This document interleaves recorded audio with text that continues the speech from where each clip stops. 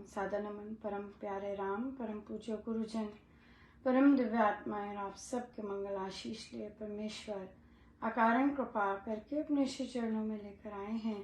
उनका बारंबार धन्यवाद, अनंत बार धन्यवाद, अनंत बार धन्यवाद। गुरुजनों की अकारण कृपा से वे हमें इस समय मन के रूपांतरण में लेकर आते हैं। उनका बहुत बहुत धन्यवाद, अनंत बार धन्यवाद, अनंत बार धन्यवाद।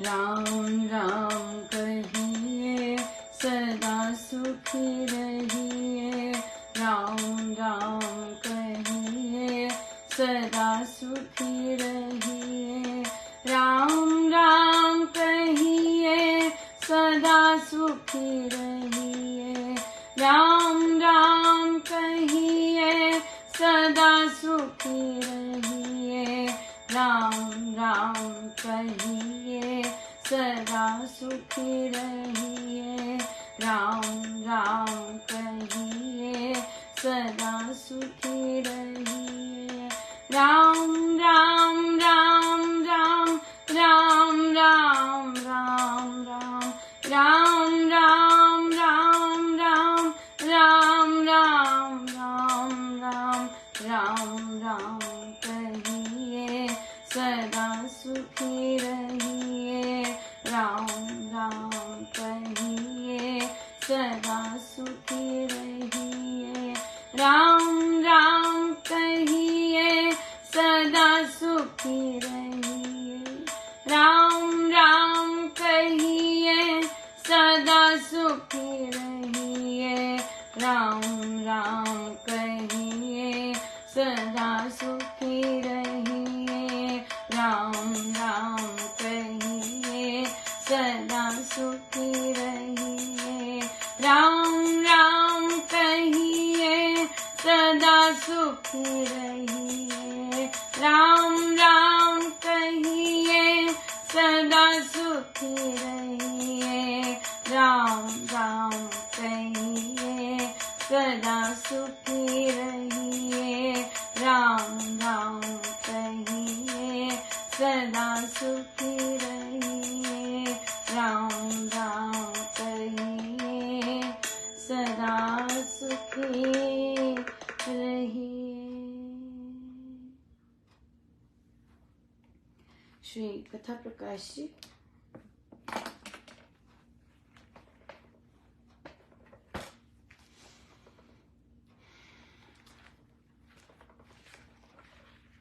पृष्ठ 525 525। पहला प्रसंग। एक उपासक ब्राह्मण एक नगर के मंदिर में आकर विराजमान हो गया। वह नित्य प्रति नियम से उपासना किया करता था। जो जन भी उसके पास आता उसको वह उपासना करने का अवश्य उपदेश दिया करता। एक दिन दोपहर के समय उसके पास आकर एक सन्यासी ने उसको कहा, ब्राह्मण, तू तो बड़ा कर्मकांडी है तथा भक्ति में लीन रहता है। तेरे जैसे ज्ञानी को तो भजन पाठ का बखेड़ा छोड़कर आत्म ज्ञान प्राप्त करना चाहिए। ये सुनकर ब्राह्मण बोला, सन्यासी, मैं तो ना कर्मकांडी हूँ ना अच्छा उपासक। मैंने गुरु मुख से यह सुना था कि कोरा ज्ञान निरी कल्पना होता है। मनुष्य ज्यों ज्यों निराकार पद पर तर्क वितर्क करने लगता है, प्राय त्यों तो उसके भीतर मिथ्या ज्ञान की वृद्धि होती जाती है।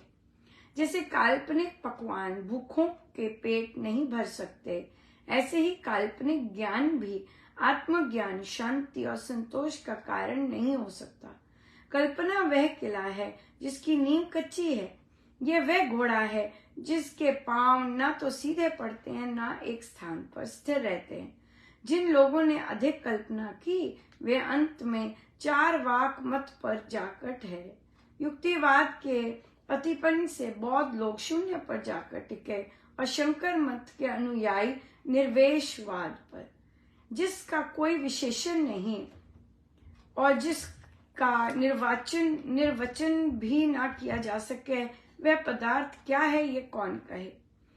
काल्पनिक ज्ञान वही है जो निरायुक्तिवाद हो, केवल तर्क वितर्क का जटिल जाल हो, और जो वस्तु ज्ञान रहित वाद विवाद मात्र ही हो। शून्यवाद और निर्वचनीयवाद निरवाद ही समझने चाहिए। भद्र वास्तविक ज्ञान तो वस्तु का ज्ञान है। उपासक जानता है कि मैं वस्तु हूँ और चैतन्य स्वरूप हूँ। उपासना से मेरी कर्म धुल कर मेरा विमल और शुद्ध स्वरूप प्रकट हो जाएगा। वह ये जानता है कि जिसकी मैं उपासना करता हूँ वह भगवान सच्चिदानंद स्वरूप वस्तु है, वह पुरुषोत्तम अनुग्रहशील है। ऐसा निर्मल और निर्दोष आस्तिक भाव सच्चा ज्ञान है। यह ज्ञान भगवती भक्ति में समाया हुआ है। यही भक्ति और ज्ञान की एकता है। बहुत सुंदर। और यही हमारे लिए है कि प्रभु जिनकी हम उपासना करते हैं वे वस्तु हैं, चैतन्य स्वरूप हैं।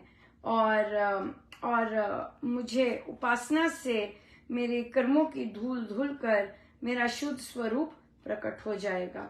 मैं चैतन्य स्वरूप हूँ, बिल्कुल। और वे बिल्कुल यही है असली। बाकी चीजें तो हम पर तो बहुत कृपा रही है कि हम इधर उधर महाराज के की कृपा के कारण इधर उधर नहीं भटके, और फिर केवल नाम पर ही स्थिर रहे, और गुरुजन के श्री चरणों में और नाम पर ही। सो हमें और बाकी चीजों का नहीं पता है ज्यादा, और ये अच्छी बात भी है। और जो हमें स्थान मिला है वहां पर हम संपूर्ण रूप से आस्था रख के साधना करें तो nothing like it, right, nothing like it. और अगर सीखना चाहें सीखें, और बहुत सुंदर कर सकते हैं। सो हम कई चेंजेस करते हैं। जैसे मैं नोटिस करती हूँ कि महाराज जैसे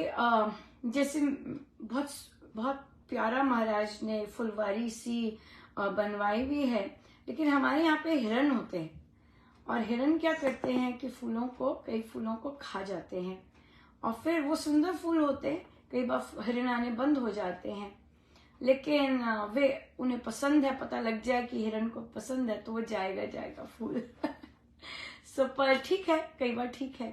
तो ऐसी चीजों से भी देखिए, आज महाराज ने क्या किया, पूरी फुलवारी में वो पौधा लगा हुआ था और बहुत वर्षों से था, पर आज महाराज ने कहा चल निकाल ला। और कई बार क्या होता है, मैं तत्काल ही कहना मान जाती हूँ, चाहे मैं कुछ मर्जी कर रही हूँ। हल्की हल्की बारिश भी हो रही थी तो मुझे लगा नहीं, बिल्कुल अप्रोप्रिएट टाइम है, नहीं तो गर्मी बहुत तेज हो जाएगी, फिर सही नहीं रहेगा। और तो बूंदाबांदी हो रही थी, तो मैंने पूरा का पूरा पौधा जड़ से निकाल के गमले में डाला। इसी तरह से कई बार हम कई ग्रुप्स की भी छटिंग करते हैं, और ये महाराज ही करवाते हैं, नहीं तो हमारा तो वर्षों से चल रहा होता है, कोई करने की आवश्यकता पड़ती नहीं है। लेकिन कई जगहों पे जब हम केंद्रित हो जाते हैं, जब हमारा उद्देश्य केंद्रित होता है, तो महाराज फिर ऐसा करवाते हैं। ऐसे अलीराजपुर में किया, उनका भी जो ग्रुप था व्हाट्सएप ग्रुप में, आज उसमें बहुत सारे नॉन साधक भी थे, जनरल लोग भी थे, और जनरल लोगों को इतना इंटरेस्ट नहीं होता कि अच्छा इन लोग कैसे बोलते हैं या ऐसे बोलते हैं। वहां पे कुछ भी आ सकता है, कुछ भी चल सकता है। लेकिन हमें हमारा फोकस विशेषकर साधकों पर है कि साधक समाज जो है उसको पता चले कि हमारे गुरुजनों की शिक्षाएं क्या हैं, उनको पता चले कि उपासना कैसे करनी है सही ढंग से, सही रास्ता क्या है। और फिर तो हमने वहां से हम निकले, वो जो था, क्योंकि वहां पे और भी शक्तियां होती हैं, राइट, वहां से निकले और हमने एक नया ग्रुप क्रिएट किया, और सांबा में भी हमने कुछ ऐसा किया था, और यहाँ पर भी किया, ताकि यहाँ पे साधक गण फोकस्ड हों और फिर उनको श्री राम शरणम, सत्संग और इन चीजों में रुचि हो और उन्नति का मन करे, राइट। इस तरह से लोग हों वहां पर, क्योंकि हम चाहते हैं कि हम लोगों का सदगुरु महाराज एक, राइट, गुरु एक, गुरु मंत्र एक, और उसके बाद जो आध्यात्मिक सोच है हमारी मेन है आध्यात्मिक सोच की वृद्धि। सो आध्यात्मिक सोच की वृद्धि हो, वो भी एक, क्योंकि आध्यात्मिक सोच में मत नहीं होते, वहां मत नहीं होते, वहां प्योरिटी बिल्कुल उसी फॉर्म में होती है। सो आइए हम लेते हैं अपना अगला चरण कि सत्संग को आध्यात्मिक कैसे बना सकते हैं हम। तो इसमें उपासक के आंतरिक जीवन में ये पहला है जीवन, उपासक का जीवन। तो अगर हमने सत्संग को जीवन बनाना है और हर समय सत्संग में रहना, असली सत्संग तो क्या होता है, सत्य के संग, है ना, ये तो हर समय उसमें रहना है, तो हमें जो हम पहलू डिस्कस कर रहे हैं वो करने बहुत जरूरी है।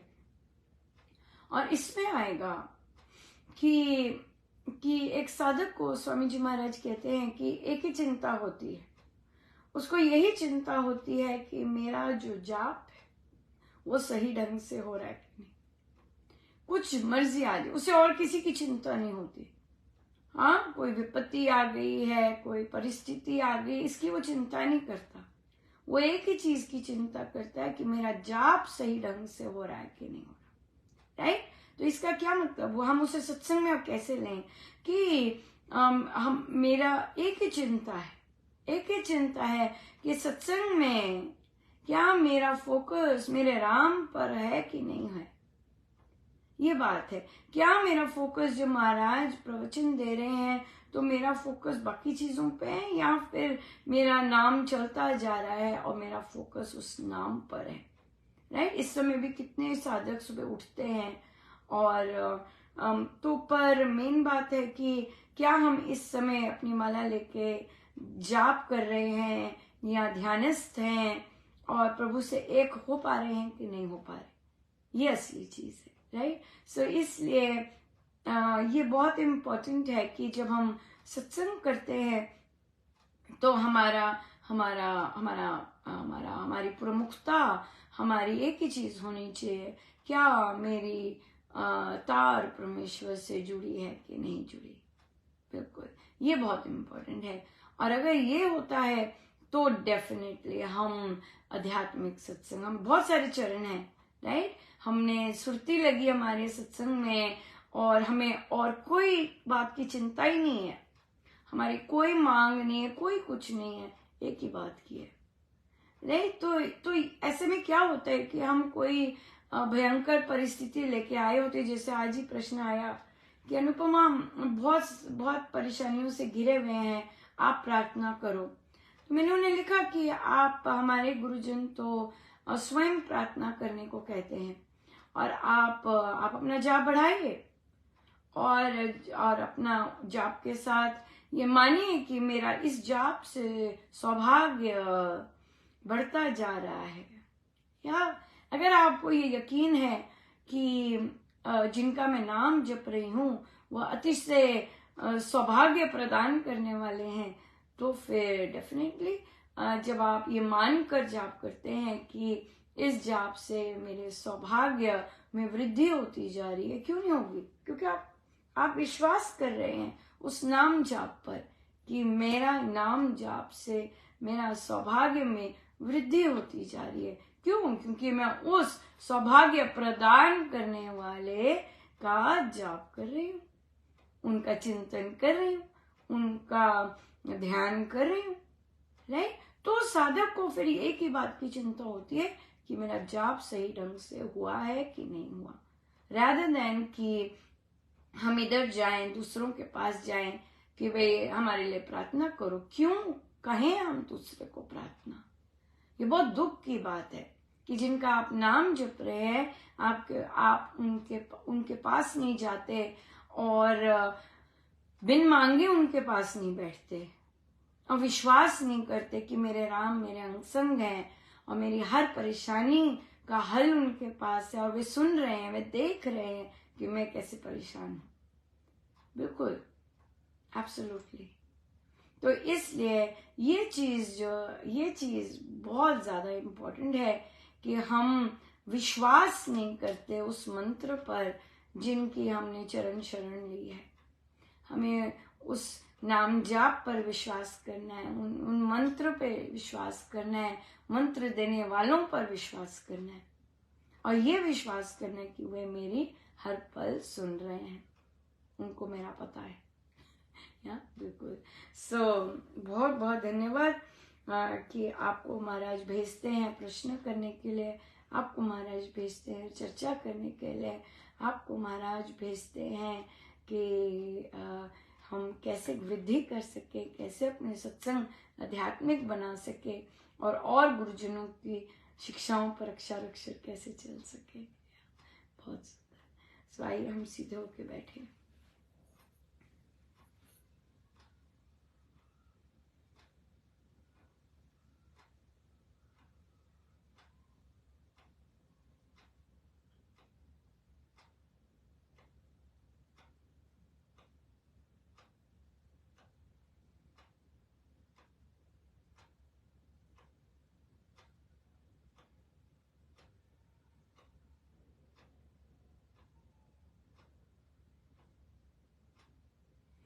अपने प्रभु अपने गुरुजनों के श्री चरणों में बारंबार नमन, अनंत अनंत बार नमन, अनंत बार नमन। जय जय राम।